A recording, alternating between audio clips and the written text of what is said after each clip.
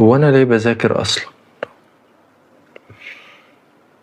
لو أنت طالب وبتحس دايما إن المذاكرة حمل تقيل عليك، أو بتسأل نفسك دايما هو أنا ليه بذاكر أصلا، فاطمن، أنا كنت مكانك بالظبط، والنهاردة قررت أقول لك أنا مين وليه القناة دي معمولة عشانك أنت بالذات. فجهز فنجان قهوتك يا صديقي ويلا بينا.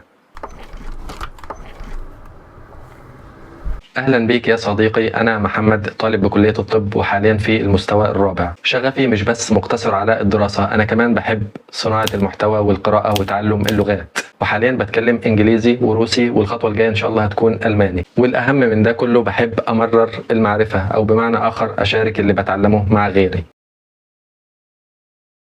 لو تابعتني مش هتحصل بس على نصائح دراسية، انت كمان هتحصل على صديق ليك خلال رحلتك في الكلية. هنا بحاول انقلك تجربتي الشخصية خلال رحلتي في الكلية او فيما بعد في حياتي العملية، والاخطاء والدروبات اللي بتقابلني عشان تحاول تتفاداها انت في طريقك. فلو انت طالب في كلية طبية او حتى بتحب القراءة وتعلم اللغات، فالقناة دي هتكون مكانك المناسب، وهنعرف مع بعض ازاي نعيش حياة متوازنة بين الدراسة او الشغل فيما بعد والاستمتاع بهواياتنا ووقتنا.